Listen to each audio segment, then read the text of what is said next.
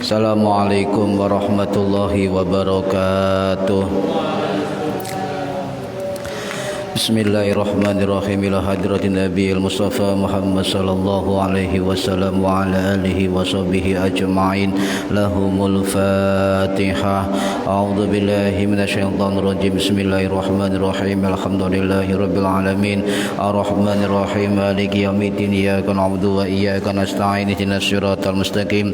Siratal ladzina an'amta 'alaihim ghairil maghdubi 'alaihim waladdallin. Rabbighfirli wa liwalidayya. Amin. Hadiyatan minna ila arwahi masyayikhina wa li muallimina wa li murabbi ruhina wa liman ajazana wa li mursyidina wa li ulama'ina wa li muassis nahdlatil ulama ajma'in, khususan ila musannif kitab takrib al-qadhi al-isfahani Abu Suja' rahimahullah wa usulihim wa furahim wa suwajihim wa duriyatihim wa ahli silsilatihim wa muridihim wa muhibbihim wa jama'iyatihim radhiyallahu anhum syaulillahi lana wa lahumul Fatihah. A'udzu billahi minasyaitonir rajim. Bismillahirrahmanirrahim. Alhamdulillahi rabbil alamin. Arrahmanir rahim. Maliki yaumiddin. Iyyaka na'budu wa iyyaka nasta'in. Ihdinas siratal mustaqim. Siratal ladzina an'amta 'alaihim ghairil maghdubi 'alaihim waladdallin. Rabbighfirli wa liwalidayya. Amin.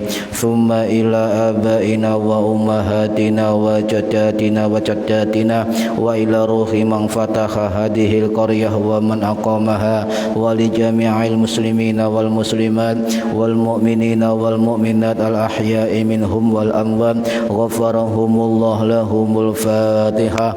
A'udzu billahi minasyaitonir rajim. Bismillahirrahmanirrahim. Alhamdulillahi rabbil alamin. Arrahmanir rahim. Maliki yaumiddin. Iyyaka na'budu wa iyyaka nasta'in. Ihdinas siratal mustaqim. Siratal ladzina an'amta 'alaihim ghairil maghdubi 'alaihim waladdallin. Rabbighfirli wa liwalidayya. Amin. Bismillahirrahmanirrahim. Alhamdulillahi rabbil alamin. Allahumma salli wa sallim wa barik ala sayyidina Muhammadin wa ala alihi wa sahbihi ajma'in. Wa la hawla wa la quwwata illa billahil aliyyil azim. Amma ba'du. Yang saya hormati para bapak, para ibu jamaah rutin pengajian kitab takrib, mudah-mudahan yang hadir dan yang mendengarkan mendapatkan barokah, manfaat, maslahah, wasa'adah, wassalamah, wa ni'mata, wassafa'ah fid dini wad dunya wal akhirah. Amin ya rabbal alamin. Para hadirin jamaah yang saya hormati, halaman 12 masih membahas tentang awqatus shalawatil khamsah, yaitu waktu-waktu salat 5 waktu. Bismillahirrahmanirrahim. Wal isya'u lan salat isya. Wa awwalu waqtiha utawi kawitane wektune salat isya atau permulaan waktu salat isya iku idza ghabatat kalani ilang, tenggelam, ketika tenggelam opo asyafaqul ahmaru, mega abang. Jadi waktu isya permulaannya adalah ketika tenggelamnya mega yang berwarna merah. Wa akhiruhu lan utawi akhir salat isya atau waktu akhir, batas akhir salat isya iku fil ikhtiyari ing dalam waktu ikhtiar ila thulutsil laili tumeka maring sepertiga malam.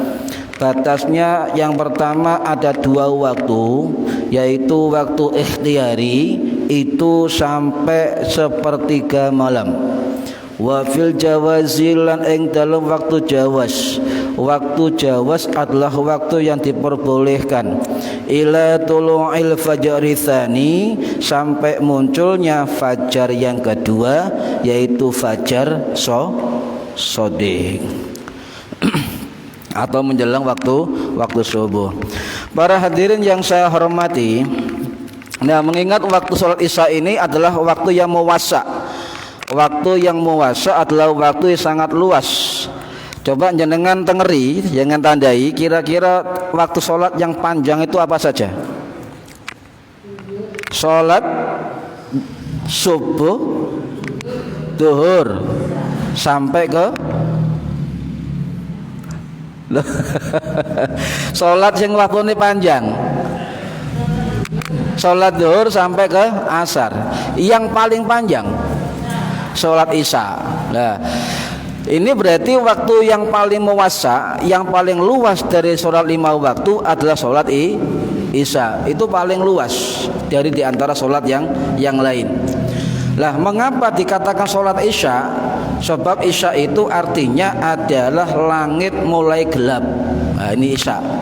Jadi langit mulai gelap atau awal malam. Nah, ada satu penjelasan yang jarang diketahui oleh banyak orang. Ada pertanyaan begini, mengapa sholat isya 4 rakaat kok tidak 2 rakaat, kok tidak 3 rakaat, atau tidak 6 rakaat? Ada ini pertanyaan begitu. Jadi harus cerdas kita menjawab. Sebab sekarang ini banyak pertanyaan-pertanyaan yang sulit dijawab. Bukan sulit menjawabnya, tapi kita yang tidak tahu ilmunya. Sehingga orang-orang yang tidak tahu ilmunya kemudian menjawab sakarepe dewe. Sehingga orang gak ngerti menjawab, sing mendengar tambah gak ngerti. Ini. Nah, ada keterangan dalam kitab-kitab para ulama mengapa sholat isya kok 4 rakaat. Pasti ibu-ibu ditanya anaknya, jawabannya sudah dari sononya, nggih Bu. Dari sananya. Ya, ada yang menjawab mengapa isya 4 rakaat, sebab sudah menjadi syariat Kanjeng Nabi Muhammad sallallahu alaihi wasallam. Betul, nggak salah, tidak salah itu betul. Ketbian, tidak salah berarti betul. Tapi ada penjelasan. Salah satu kitab yang menjelaskan itu adalah kitab karangannya Syekh Dawud bin Syekh Wan Abdullah Al-Fatani atau Syekh Daud Abdullah Al-Fatani, ulama dari Thailand, ya, yang wafat tahun 1847 Masehi. Nah, beliau itu salah satu ulama, guru-guru dari ulama Nusantara. Juga beliau ulama di Mekah. Bahkan kalau panjenengan umroh atau haji, ya, ternyata makam beliau Syekh Daud Al-Fatani itu ada dalam satu komplek atau sebelah dari makam sahabat Ibnu Abbas radhiyallahu an, yaitu di Masjid Thaif. Jadi di dalam Masjid Thaif ada banyak, ya, berapa sahabat, termasuk Ibnu Abbas radhiyallahu an, termasuk Sayyid Muhammad Al-Hanafiyah bin Ali bin Abi Thalib. Juga di sana makamnya. Juga ada makam ulama yang namanya Syekh Daud Al-Fatani, juga dikubur di dalam komplek Masjid Thaif. Nah, beliau ulama yang pakar ilmu usul fikih, usuluddin, tasawuf, dan juga ulama ahli hadis. Dalam kitabnya, kitab Munyatul Musolli. Sehingga mengapa isya 4 rakaat, jumlah rakaatnya 4? Beliau mengatakan ini terkait dengan sejarah bahwa Nabi yang pertama melakukan sholat isya itu adalah Nabi Musa alaihis salam. Ketika beliau dan rombongan dikejar-kejar Raja Fir'aun, kemudian selamat sampai tiba di kota Madyan pada gelap hari, dan kemudian sholat 4 rakaat. Kalau zaman dulu 4 rakaat ini tanda syukur. 1 rakaat pertama syukur sebab Nabi Musa selamat dari kejaran Fir'aun. Rakaat kedua Nabi Musa bersyukur sebab istrinya juga selamat. Rakaat ketiga Nabi Musa bersyukur sebab saudaranya Harun juga selamat. Rakaat keempat bersyukur pengikut Nabi Musa juga selamat. Jadi 4 rakaat. Jadi ada sejarahnya menurut beliau, ya, menurut beliau. Keterangan lain, apakah cuma ulama Syekh Daud Abdullah Al-Fatani? Tidak. Dalam kitab Syarah Sulamul Munajah karangannya Syekh Muhammad Nawawi bin Umar Al-Jawi Al-Bantani Al-Jawi Al-Maki Asy-Syafi'i yang wafat tahun 1897 Masehi di Jannatul Ma'la Mekah, satu komplek dengan perkuburan Mbah Maimun Zubair. Nah, beliau juga hampir sama mengatakan sejarah mengapa Isya 4 rakaat, tetapi beliau menjelaskan sisi lain. Mengapa Isya 4 rakaat? Sebab kata Syekh Nawawi Al-Bantani, 4 rakaat itu juga menjelaskan tentang 4 rasa yang dimiliki manusia. Rasa pahit, rasa manis, apalagi? Rasa pahit, rasa manis, rasa asin, dan rasa dingin, rasa panas. Loh kok akeh? Rasa pahit, rasa manis, rasa dingin, dan rasa panas. Ini keterangan dari Syekh Nawawi Al-Bantani, ya, ulama Nusantara yang menjadi imam Masjidil Haram waktu itu. Dan termasuk Syekh Nawawi ini adalah guru-guru ulama Nusantara. Termasuk gurunya Syekh Kiai Hasyim Asy'ari, termasuk gurunya Syekh Kiai Haji Ahmad Dahlan, dan lain-lain. Sehingga, nah, keterangan ini juga banyak dalam kitab-kitab ulama yang lain. Lek jelasno iki gak mari-mari ada. Nah, kembali para hadirin rahimakumullah, untuk menjelaskan tentang waktu sholat Isya, ya, waqtiha, waktu sholat Isya adalah kalau awal Isya jumhur ulama sepakat atau ijma sepakat sama bahwasanya batas awal waktu Isya adalah tenggelamnya mega merah. Semua sepakat. Tetapi yang menjadi perbedaan adalah para ulama berbeda pendapat tentang batas akhir sholat Isya. Ini beda pendapat para ulama. Nah, kalau jenengan melihat jam, hujan lagi pas nih. Wah, kayak hujan. Kalau kita melihat jam, kira-kira jadwal Isya jam pinten sakniki?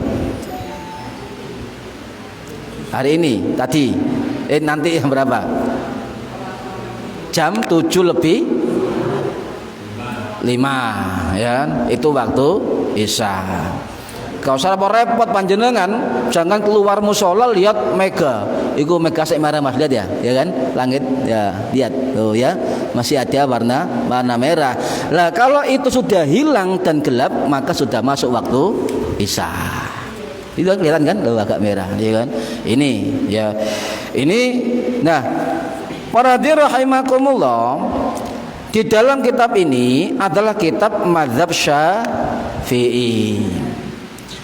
Batas akhir waktu Isya di dalam mazhab Syafi'i ada 2 waktu, ya.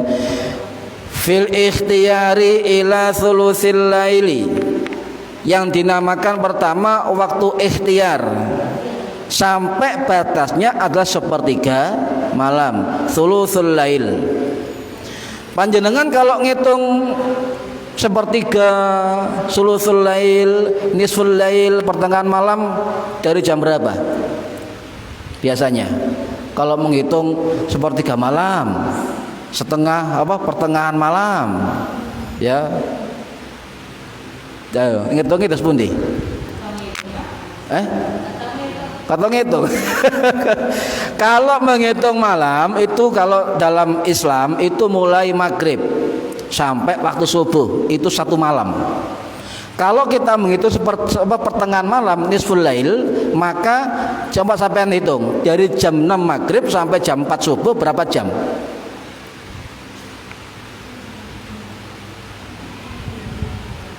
10 jam. Nisful lail pertengahan malam berarti dibagi 2. Jam berapa Mbak? Bu? 11. Itu adalah nisful lail, pertengahan malam. Sekarang sepertiga. Jam berapa? Jam 2 kira-kira begitu ya, antara setengah 2 sampai jam setengah 3. Dan itu adalah kalau menghitung gampangannya begitu. Jadi dimulai dari jam maghrib, gampangannya jam 18.00 sampai jam 4.00, gampangannya begitu. Jadi menghitung nisful lail juga thuluthul lail itu diawali dari batas sholat maghrib atau waktu maghrib.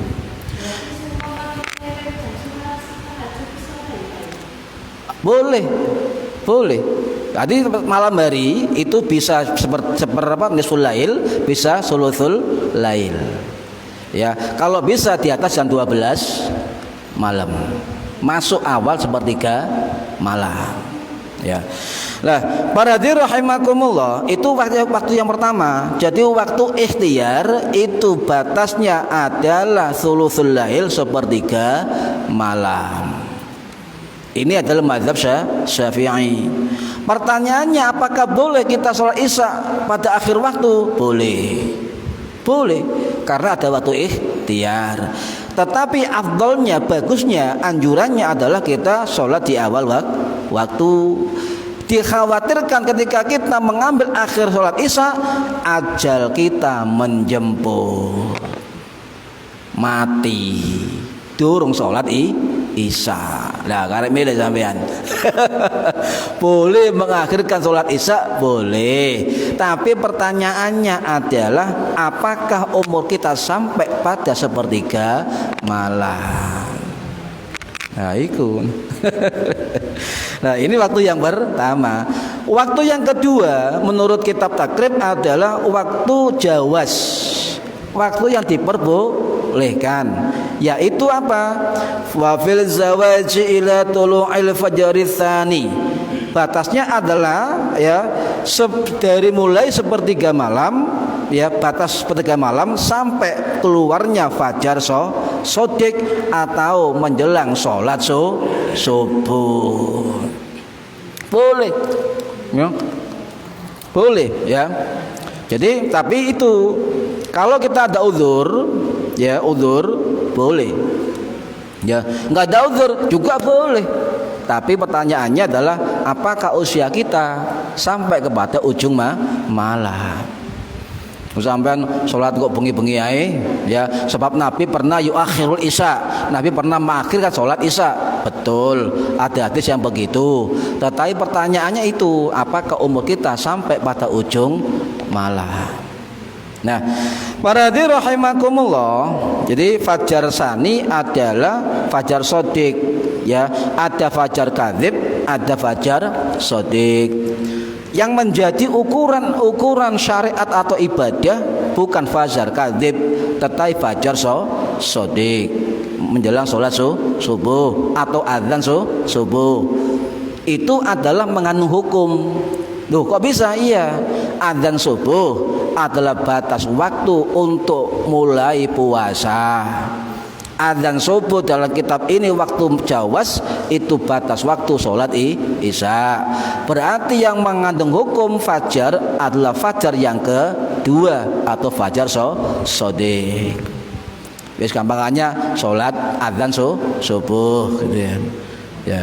Ini para hadirin rahimakumullah, ya. Jadi fajar sing sak benernya, makanya dikatakan fajar kadzib, fajar mbujui. Fajar sodik, fajar sing bener, ya kan? Jadi batas waktu hukum itu yang dipakai adalah fajar sodik. Panjenengan poso, sampean poso, ya, ada imsak, ada adzan subuh. Apakah batas puasa imsak? Tidak. Itu adalah lampu kuning atau persiapan. Mulai puasa ketika terdengar adzan subuh. Tetapi pertanyaannya, jenengan pas makan kemudian azan durung entek panganane ketun enggak? Apa mana iwai ayam bekaka ketun sampean. Lu wis azan, ayame durung dipangan. Lah mendingan ngambil yang hati-hati. Sama dengan begini, sampean sekolah jam 7 masuk, betul Bu? Jam 7 masuk. Apakah sampai harus jam 7 masuk? Tidak. Jenengan belum mandinya, belum makannya, belum pakai bajunya, belum jalan kaki atau diantar orang tuanya. Itu saya umpamakan dengan waktu imsak, persiapan untuk sholat subuh, sehingga kita sahur itu tidak terganggu. Sehingga salah kaprah orang mengatakan imsak adalah waktu puasa. Bukan, ya, bukan. Itu waktu lampu kuning, siap.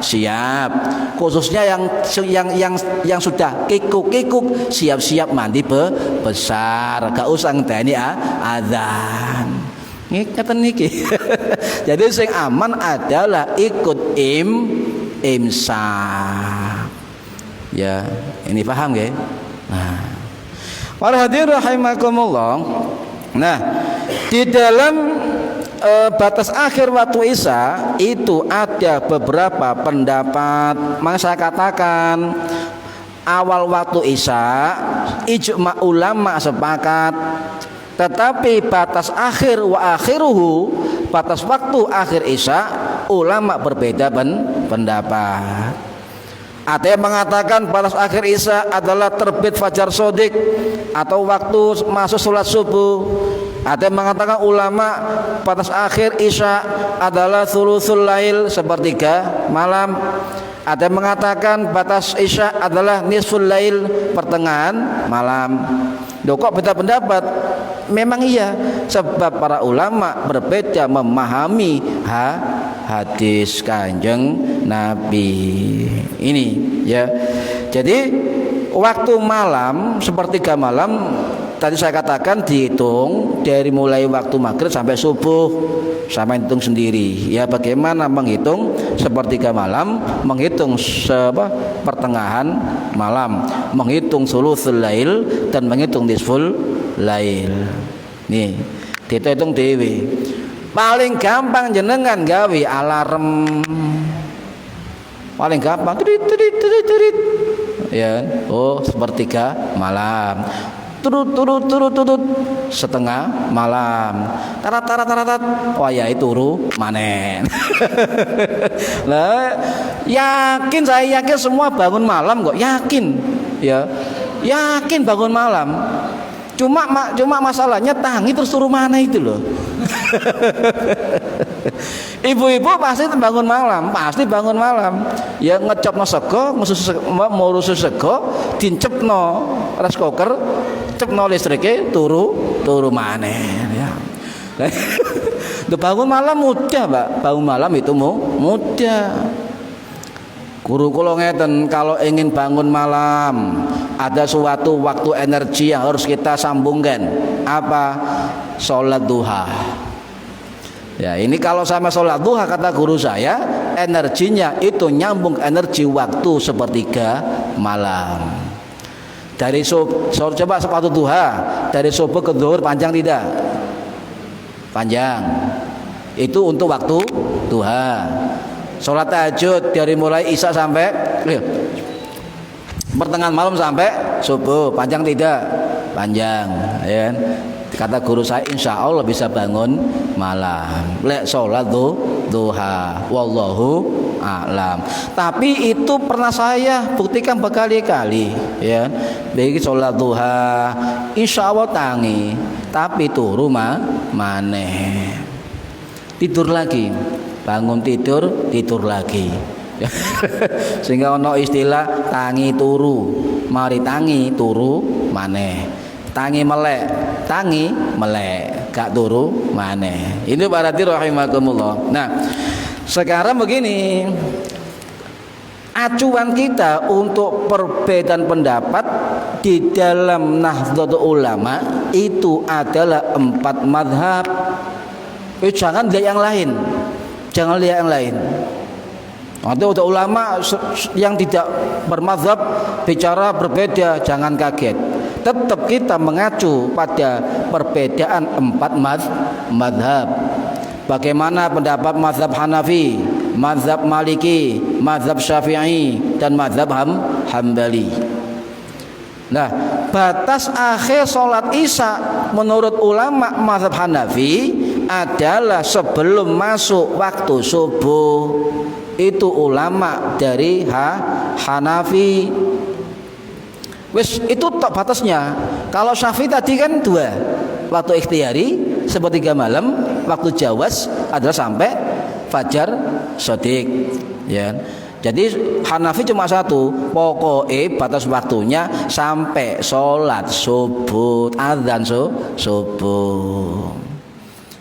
Ya, jenengan misalnya sholat isya keturun, kemudian sholat Allahu Akbar oleh sarakaat tangi adzan subuh Allahu Akbar sampean lek gak tau ngaji bingung iki lanjut opo tidak ya kan, lanjut apa tidak, nanti saya jelaskan ya. Nah, itu adalah menurut mazhab Hanafi. Menurut mazhab Maliki, bagaimana batas akhir sholat isya adalah sampai sepertiga malam, sulusul lail. Yang paling bagus dari mazhab Maliki, batasnya adalah nisful lail, pertengahan malam. Kalau misalnya dikerjakan sebelum subuh, menurut mazhab Maliki, ya sah, tetapi makruh. Ini mazhab Maliki. Kemudian dari mazhab Syafi'i hampir sama dengan pendapat mazhab Hambali. Ada 2 waktu. Cuma bahasanya kalau bahasa Syafi'i ada waktu ikhtiyari, ada waktu jawaz. Kalau Hambali waktu ikhtiyari, waktu dzaruri, ya. Cuma beda istilah saja, ya. Ini para hadirin rahimakumullah. Sehingga panjenengan kalau bekerja misalnya sholat isya nggak bisa, masih pekerjaannya kalau ditinggal medyak kabeh, dahulukan pekerjaan sampean. Ya, dahulukan pekerjaan, asal masih ada waktu untuk isya, maka selesaikan pekerjaan dulu. Kalau ditinggal, medyak semua, bisa korat-karit. Yang rugi bukan sama saja, seluruh pabrik. Nah ini kan, dahulukan. Baru kalau ada waktu sholat isya boleh, sebab sampeyan lihajati ada kebutuhan. Tapi kalau ada waktu longgar isya dulu, wah itu kan. Ya ini makanya dikatakan waktu ikhtiyari, waktu pilihan. Ya, nah, para hadirin rahimakumullah. Ya, wa shalla biyar isya'a ila thulutsil lail. Nabi juga pernah sholat isya pada sepertiga malam. Ini hadis sahih. Ya, hadis sahih. Ya, karena Rasulullah sallallahu alaihi wasallam yuakhirul isya'a ila thulutsil lail. Nabi pernah sholat isya yuakhirul isya, mengakhirkan sholat isya sampai sepertiga malam. Hadis Bukhari Muslim. Boleh. Tadi saya katakan peringatan, kuatirnya umur kita tidak sampai sepertiga malam, sampai duwe utang sholat isya. Sama dengan ibu-ibu ketika suci, ya. Kalau masih mengumani apa aja? Cara Indonesia ya. Mengumani. Apa? Mendapatkan waktu isya, segera sholat isya. Jangan tunda-tunda. Sebab ketika suci, kemudian jam 2 malam suci, langsung mandi, kemudian sholat isya. Jangan tunda-tunda.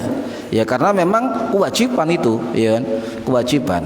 Nah, para hadirin rahimakumullah, tetapi di dalam keterangan dari sebagian mazhab Syafi'i, terutama keterangan dari Imam Nawawi dalam kitab Syarah Sahih Muslim, juga keterangan dalam kitab Al-Iqna karangannya Syekh Al-Khatib Asy-Syarbini, ya, beliau mengatakan kebanyakan ulama-ulama Syafi'iyah itu berpendapat lebih baik batas akhirnya pertengahan malam atau awal sepertiga malam, paling akhir itu kan, itu kata beliau. Jadi kalau kita sholat isya mengambil waktu ikhtiari, kata Imam An-Nawawi, itu masih digolongkan sholat adaan, sholat pada waktunya. Ya, sholat pada waktunya. Lo jangan meremehkan. Walaupun isya waktunya panjang, tapi masih banyak orang yang tidak sempat sholat isya. Banyak apa? Sedikit? Banyak. Ya, banyak. Nah, para hadirin rahimakumullah, jadi itu walaupun dalam mazhab Syafi'i batasnya ikhtiar sepertiga malam, batasnya jawaz boleh atau daruri sampai fajar shodiq, tetapi para ulama Syafi'i memberikan anjuran ya itu pada batasnya pertengahan malam atau awal dari sepertiga malam, jangan sampai pada akhir malam atau mendekati subuh. Paham nggih? Sementing paham. Ya, ngaji sementing paham. Kecuali panjenengan uzur ya. Uzur. Makanya dikatakan waktu jawaz atau waktu daruri. Uzur, apa uzur? Contoh, panjenengan ketiduran. Ya. Terus bangun-bangun jam 3:30 hampir subuh, langsung ambil wudhu kemudian sholat isya ya. Atau ketika bangun jam 4 lebih 5 menit, sholatu wassalamu alaik, ya tangine tuh wis tarahim. Langsung saja jenengan ambil wudhu sholat isya. Allahu Akbar, Sami Allahu liman hamidah, rakaat kedua ngadeg subuh, Allahu Akbar ature gak nutut. Bagaimana solusi kita? Ada dua pendapat ya. Satu adalah tetap sah, karena kita kalau mendapatkan satu rakaat kemudian azan sholat yang lain, maka itu kita mendapatkan mendapatkan sholatnya. Tetapi ada dua pendapat. Satunya mengatakan sah tapi berdosa, satunya mengatakan tetap sah dan mendapatkan keutuhan sholat. Tapi tinggal pilih sampean. Yakin yang mana? Ya. Kalau saya ambil yang kedua. Nah, para hadirin rahimakumullah, wajah orang yang anak kecil misalnya, kemudian jam 3 malam ngimpi basah bu anak sampean, ngimpi basah. Nah ini sudah balik, langsung jenengan perintahkan mandi, sholat isya. Wajib nih kalau sudah balik. Ini yang sering diremehkan oleh kita. Misalnya anak perempuannya atau laki-lakinya itu balik pada malam hari dan itu masih waktu isya, diam saja, perintahkan untuk sholat isya, sebab kalau balik maka sudah taklif atau beban syariat sudah wajib dilakukan.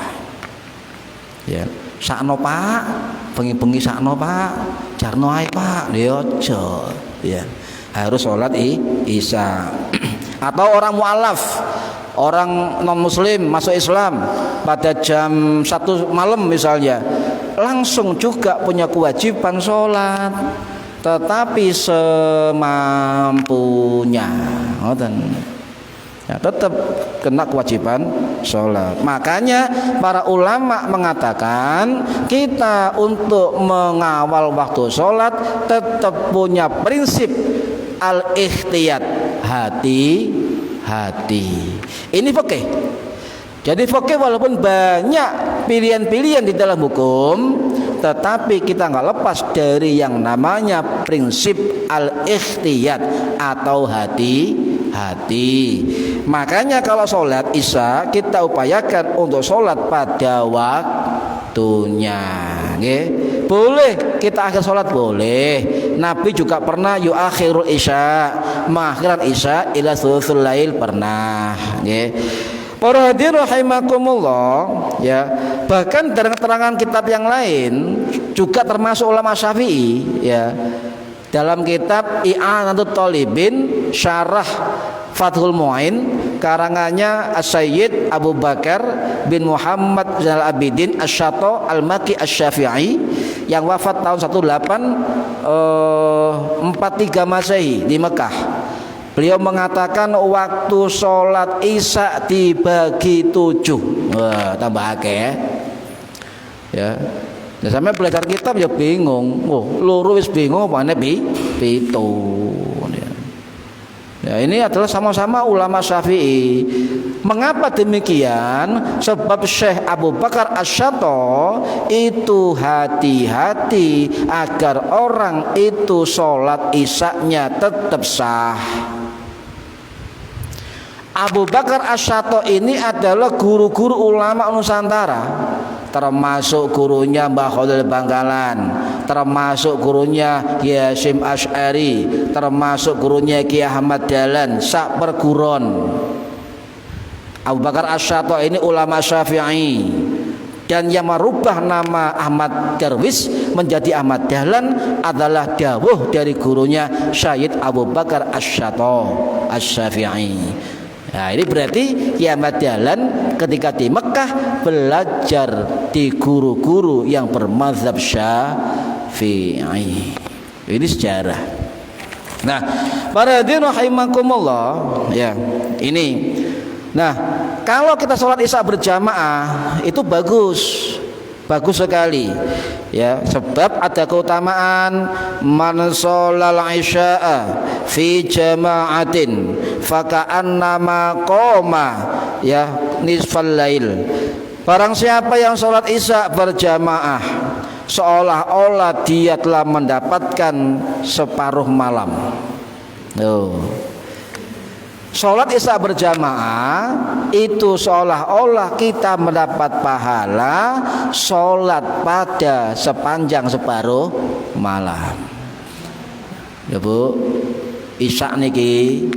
Lah sampai yang sholat isya berjamaah disambung subuh berjamaah, maka seolah-olah sampai sholat sepanjang malam. Yo, gak kepingin jenengan. Gue nang kiamat itu video nih sampean, ngene ana video nih, ya. Lah, kalau kita ngaji menunggu isya ini luar biasa. Saya jelaskan kenapa. Karena waktu menunggu sholat kayak gini maghrib kan, kita ngaji sambil menunggu sholat isya. Ada riwayat dari sahabat Abu Hurairah radhiyallahu an, anna Rasulullah sallallahu alaihi wasallam qala al malaikatu tusolli ahadikum ma dama fi musallahu ladzi sallu fihi malam yuhdis yaqulu Allahumma ighfir lahu Allahumma arhamhu. Para malaikat senantiasa mendoakan orang-orang salah satu dari kalian, ya, ketika menunggu sholat selama dia belum berhadas. Maka yaqulu, malaikat berdoa kepada orang tadi, Allahumma ighfir lahu Allahumma arhamhu.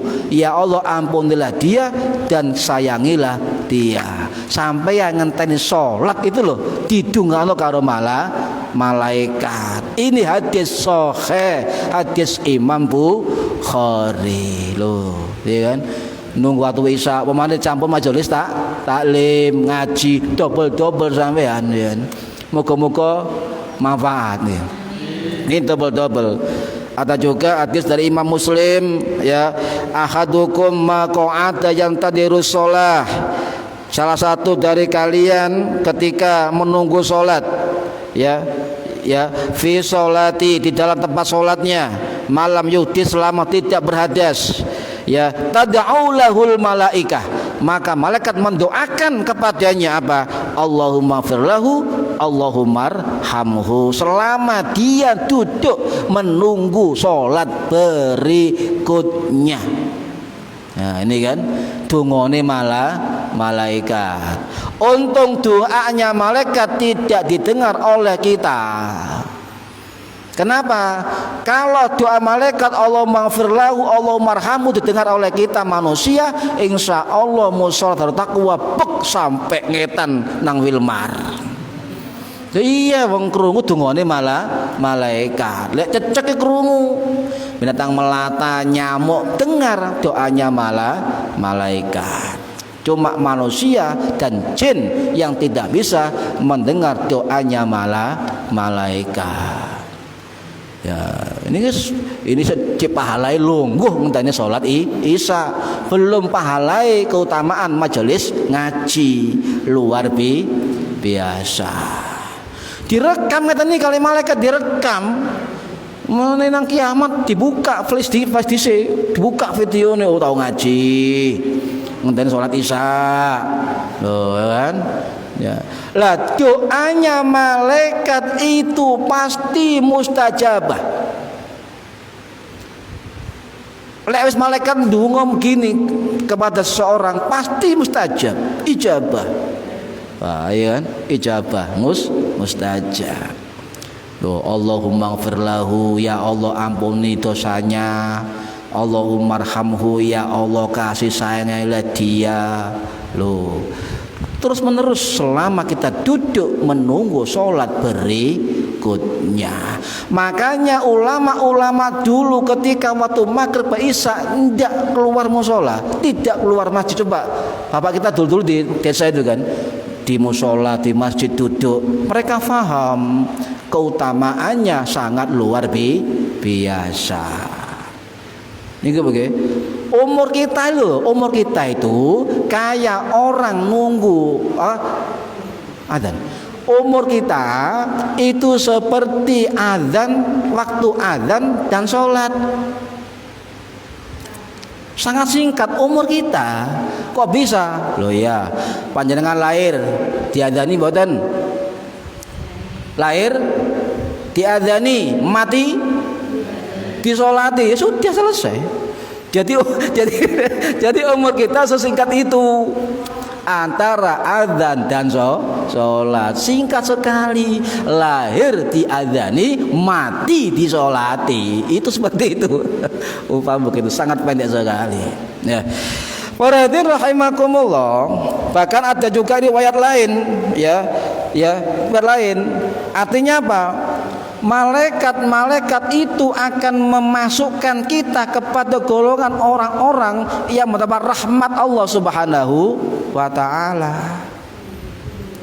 Nah, inilah malaikat ndonga pun kuwatir, ya, pasti mustajabah, pasti diijabah oleh Allah Subhanahu wa taala. Ini ya. Ada juga keterangan lain dalam kitab-kitab ulama, termasuk dalam kitab Ibnu Khuzaimah, Ibnu Hibban, Imam Diyauddin Al-Maqdisi Al-Hambali. Orang yang duduk menunggu sholat itu doanya tidak akan ditolak. Di sini menunggu sholat berjamaah. Jaga wudhu sholat, ya.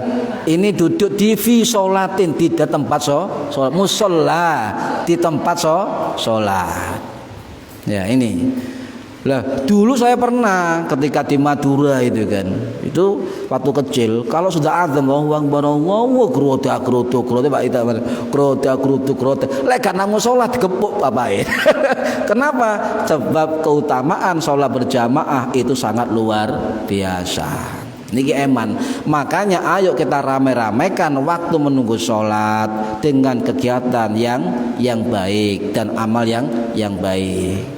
Ya oleh kono pengajian ya longgo wiridan, tapi aja ngelamun Bu, ya wiridan ya. Kayak Imam Ghazali bapaknya itu baru tabarukan di majelis-majelis seperti itu. Imam Ghazali bapaknya tukang gawe wol, pakaian wol, ya. Itu setiap ada majelis taklim, majelis-majelis yang menunggu sholat, selalu berdoa, ya Allah, mudah-mudahan anak saya seperti kiai itu, anak saya seperti ulama itu, anak saya seperti imam itu, syekh itu, jadi teman. ya. Jadi doa kita itu gratis, tinggal kita mau doa apa tidak. Ya, ini para hadirin rahimakumullah. Lah, ada juga begini. Tadi saya jelaskan ya, kalau sampeyan uzur ketiduran, kemudian sholat isya, dapat 1 rakaat adzan subuh. Saya ulangi ya biar paham. Sebab ini kalau nggak paham panjenengan akan ragu. Nah, di dalam fikih kalau ada orang sholat sudah mendapatkan 1 rakaat, kemudian adzan sholat berikutnya, ada 2 pendapat. Pendapat yang pertama itu menurut kitab Fathul Mu'in karangannya Syekh Zainuddin Al-Malibari Al-Fanani, ulama yang wafat tahun 1500-an Masehi, mazhab Syafi'i. Beliau mengatakan sholatnya sah tetapi berdosa. Ini menurut kitab Fathul Mu'in. Jangan khawatir, ada juga pendapat yang kedua. Apa pendapatnya? Sholatnya sah dan tidak perlu mengulang. Ya, jadi sampai nggak usah mamang. Allahu Akbar, sujud tangi Allahu Akbar, adzan subuh Allahu Akbar, sama nggak tahu ngaji, yalah wis kasep, akhirnya sholatnya dibuyarno, sampai tambah gak sholat, tambah dosa gede.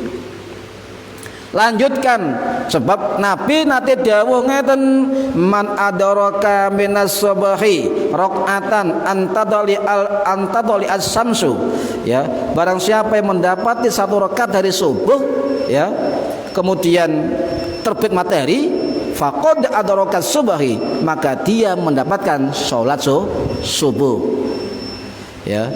Faman adaraka rakaatan minal asri, dan barang siapa mendapatkan 1 rakaat sembahyang asar, kemudian qabla an taghriba syamsu, kemudian azan maghrib, gitu ya gampangannya, faqad adarakal asra, maka dia mendapatkan sholat asar. Ini hadis sahih Imam Bukhari dan Imam Muslim. Paham nggih?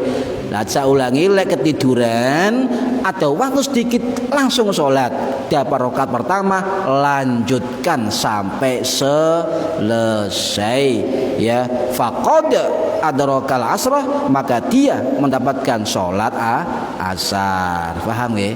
Nah, ini mugi-mugi manfaat fitini wa dunya wal akhirah. Al-Fatihah.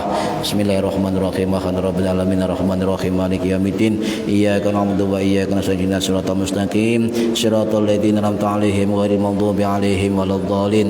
Rabbi firli wa li walidayya amin. A'udzu billahi minasyaitonir rajim. Bismillahirrahmanirrahim. Allahumma shalli 'ala sayyidina Muhammad walhamdulillahi rabbil alamin. Allahumma 'allimna ilmal Qur'an wa 'allimna ilma la ilaha illallah wa 'allimna min ladunka ilman nasiru bihi kamil mahyatil mamat wa sallallahu ala sayyidina Muhammad walhamdulillahi rabbil alamin wallahu a'lam bishawab. Assalamualaikum warahmatullahi wabarakatuh.